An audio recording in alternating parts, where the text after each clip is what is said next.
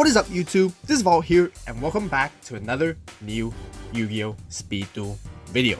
Today we have another top tier competitive deck profile that features Yugi's Magnet Warriors.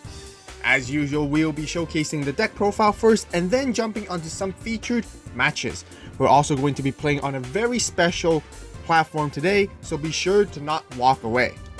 But first of all, I'd like to kindly ask all you guys to subscribe for more Yu-Gi-Oh Speed Duel videos. Also be sure to give this video a like as it greatly helps support the channel. The Magnet Warriors archetype consists of rock type monsters that are capable of combining together and then becoming stronger. The overall idea is very similar to its Battle City rival, Kaiba's Xyz Union archetype. However, the mechanics of how this archetype works and how the deck functions differ slightly. When it comes to combination aspect, this deck is able to consistently maintain monster resources on the field and deal damage with combos to make it difficult for your opponents to overcome. For today's deck profile, we will be using the no other than Yugi OCG sleeves all the way from Japan to match our deck. Jumping right into our skill, we have Yami Yugi's Magnetic Attraction skill.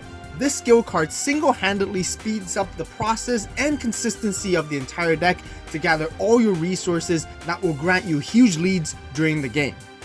There are two parts to the skill, and both of them helps you search your deck. The first one basically allows you to add a level 4 or lower Magnet Warrior monster from your deck to your hand. The second part lets you add Valkyrion, the Magnet Warrior, from your deck to your hand by revealing 2 Magnet Warrior monsters from your hand with different names. Both these effects can be used once per duel.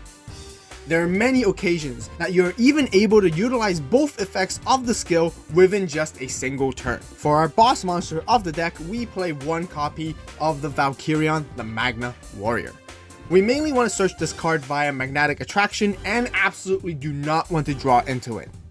However, some of you guys may prefer having 2 copies instead to ensure the likeliness of utilizing the Magnetic Attraction skill when you do happen to draw into one. Overall, based on personal playstyle and preference. This card requires you to tribute from your hand and or field one of each of the original Magnet Warriors, which are Alpha, Beta, and Gamma. By doing so, you will be able to special summon out from your hand a massive 3,500 beater with 3,850 defense. It also has an effect by tributing itself. You can special summon back one of each Alpha, Beta, and Gamma from your graveyard. However, this effect is rarely used since having its massive attack on the board is much more valuable in so many cases. This monster can be considered as one of the strongest in terms of attack currently within the competitive meta. Next, for our core monsters, we play 3 Delta, the Magnet Warrior. This card helps you send your Magnet Warrior monsters from your deck to the graveyard when summoned. By fueling your graveyard with Magnet Warrior monsters, it makes it very easy for it to activate its second effect. When this monster is sent to the graveyard, by banishing 3 Magnet Warrior monsters from your graveyard except itself, you will be then able to special summon Valkyrion from your hand or directly from the deck. Next, moving on to our vanilla Magnet Warriors, we play 3 Betas, 1 Gamma, and 1 Alpha. The reason that you don't need to play too many copies of these cards is because you want to utilize as much of your other deck slots for supporting spells and traps instead. The deck itself can gather resources so quickly that rarely you would ever need extra copies since the majority of Speed Duel games don't last that many turns. That basically rounds up for all our monsters, and let's move on to the spells. Core spell of this deck is Magnetic Field, and we play 3 copies of it. You really want to see this card as soon as possible in your hand. This field spell allows you to special summon Magnet Warrior monsters from your graveyard once per turn as long as you control another level 4 or lower Earth attribute rock type monster, which basically means any Magnet Warrior monster.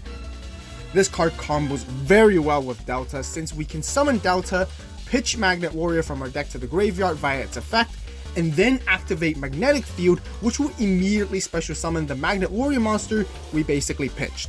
This is basically known as the bread and butter combo of this deck. Magnetic Field also has a very good secondary effect, which returns any monster that your opponent controls that were not destroyed by battle with your Magnet Warriors. This makes it fairly difficult for your opponent to deal with, as they always will have to think carefully and twice before trying to attack into your Magnet Warriors. Next up, we have 3 Book of Moons, which is known as the strongest staple card in the current game. I then play 2 Night Beams, of course, which is my favorite standard spell and back row removal option for Speed Duel. If you guys don't have access to Night Beams, you can easily replace this with Cosmic Cyclones instead. That sums up for our spells, and let's get into our traps. For our traps, I like to play 2 copies of Wabaku. This card works very well alongside with Magnetic Field during the battle phase, since it will protect your monsters from being destroyed by battle, and then Magnetic Field's effect will activate, returning your opponent's monster back to their hand. As a result, you lose nothing. Last but not least, I play 1 copy of Metaverse. Once again, similar idea to Wabaku, but this time you can surprise your opponent during the battle phase if you don't have Magnetic Field yet. Another reason is that you really want to get access to the Field spell as mentioned from before, and this will give it a slight boost to it. That's it for our main deck, as it contains a total of exactly 20 cards. We also have an extra deck that contains any 6 fusion monsters, which is a standard to give your opponents a mental note that there's always a chance that you may be playing a deck that utilizes the extra deck. We don't want to give away our positions or any impressions to our opponent of what deck we may be potentially be playing. For our side deck, I like to have 2 Kaiku the Ghost Destroyers. This card is exceptionally good for against any decks that would utilize the graveyard, and heavily counters this deck's eternal rival, which is the XYZ Unions. Not to mention, it works very well against a mirror match situation. Then I have 1 Nobleman of Crossout. If I find my opponent to be setting lots of monsters, this card is a definitely good one to have. 1 Cosmic Cyclone for extra back row removal, and 2 Lost Winds to go against special summon monsters. Just a friendly reminder to you all, please use my deck profile here as reference to your own creations. If you guys have any suggestions, ideas, or feedback that you would like to share, be sure to post them on the comment section down below. Now that we have the deck profile completed, let's hop onto some matches. We will be playing our matches on a very special dueling platform, which is known as YGO Omega. If you guys haven't checked out this amazing, entirely free app built by the community, be sure to watch my YGO Omega tutorial video. There will be links included in the description box down below. So be sure to join the community and provide feedback to the team, which will be extremely helpful. We also have a very special guest that we will be playing all our matches for today, which is Rook's Table. Rook and I had a whole lot of fun playing against each other on YGO Omega, as we both agree that this app is absolutely stunning. So also check out Rook's channel, as he covers spectacular Speed Duel content as well. For our very first match of the day, we're playing against a Masked Beast deck, and we are going first. Very unfortunate that we open up our hand with Valkyrion, meaning that we will not be able to use our second part of the Magnetic Attraction skill. However, we were able to start off with a Delta, sending Beta from our deck to the graveyard, and then swarming the field shortly.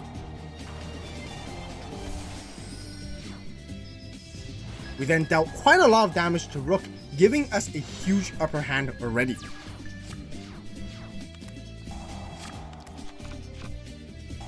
Rook is then able to counter with a ritual summon of his boss monster, which is the Masked Beast. However, with Magnetic Field on our side, we then took the initiative to swing in aggressively and scored our first game.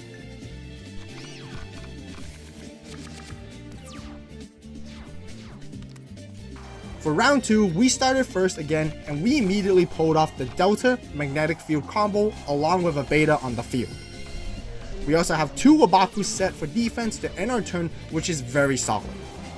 Rook then brings out Breaker and tries to swing into our Beta with 1900 attack, which the Wabaku comes in handy, bouncing it back to his hand. We were then able to swarm the field once again and land all of our direct attacks, winning game 2 as well and scoring the entire match. For our next match, we are playing against Gravekeeper Burn, as we go first once again. We started off with quite a few monsters in our hand.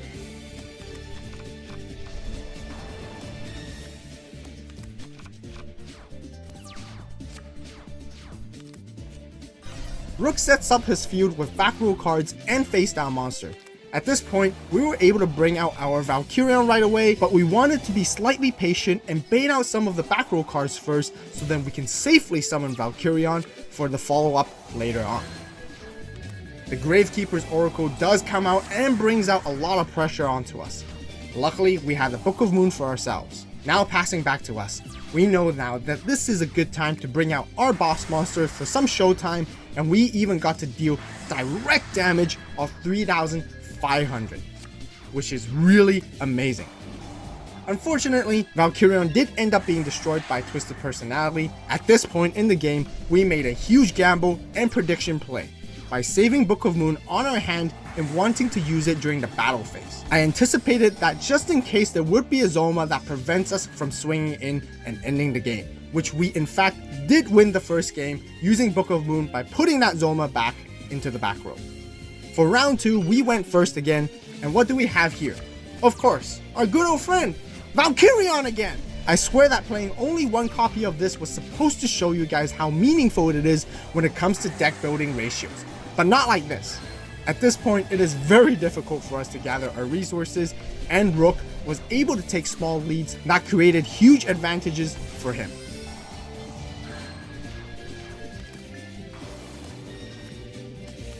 We eventually drew into some monsters, but it was way too late as we took too much burn damage, which helped Rook stack up his Twisted Personality counters.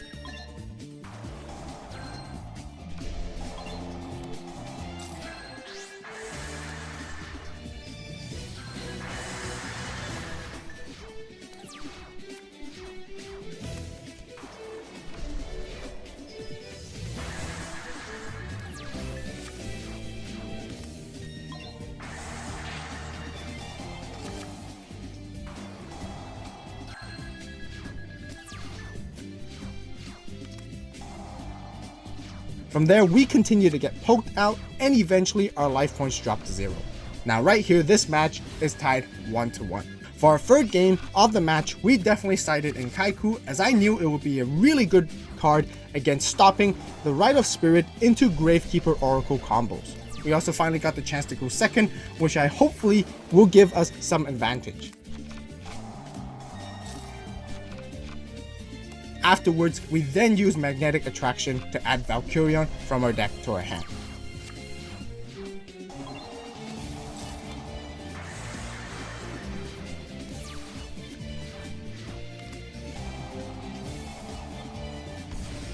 From there, we gathered an army of monsters and resources, flooding the field and dealt lots of damage, turning the whole game into our favor. However, Rook attempts to make a comeback by clearing out our entire field with Twisted Personality and a surprise Lava Golem.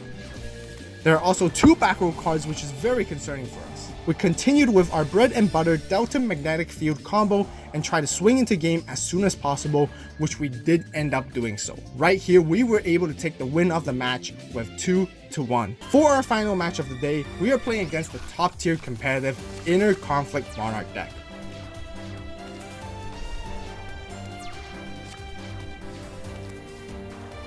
Our opening hand does not look so good at all, as Rook was able to swiftly take advantage of that. He also preemptively activated his Soma during my standby phase to dodge my potential Night Beams. This was an extremely good move on him. Rook was able to take control of the entire game with a full field and dealt lethal damage to us, where we lost the first game in a blink. For game 2, we opted to go second, of course, and we do see our Delta and Magnetic Field combo, which is really good. Once again, Rook starts off with a breaker along with 2 Zomas, and they were brought out during the standby phase just like last game. This makes our Night Beam currently on hand completely useless. So we began setting up our field with our combos and managed to use both effects of our skill.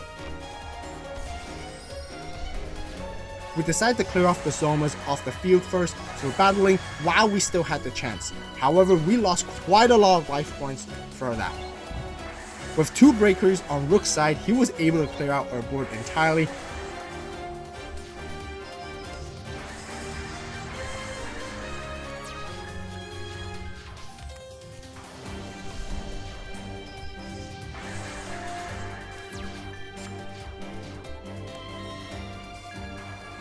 And I gotta say, Wabaku really helped us stay in the game right here, as it fully protected us and bought us one more turn. From then on, the game went very grindy with lots of turn passes. Both Rook and I were playing extremely carefully, especially when knowing that my Valkyrion can come out any second. We both continued to pass our turns to gather resources through top decking, and then waited for the exact moment to strike.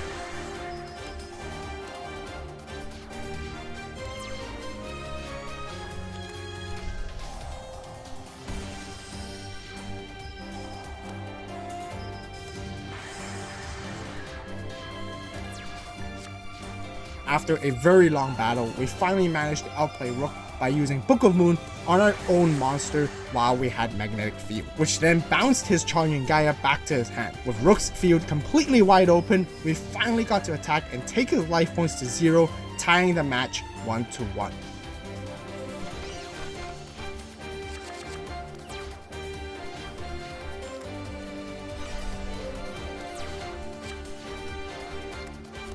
For Game 3, Rook played very aggressively along with his Inner Conflict skill early in the game. He wanted to obtain as much advantage as he could early on, which he did. However, we desperately needed Magnetic Field on our hand, which we were not able to open with. Without it, our board was much weaker, as Rook continues to pressure and inflicted lots of damage to us.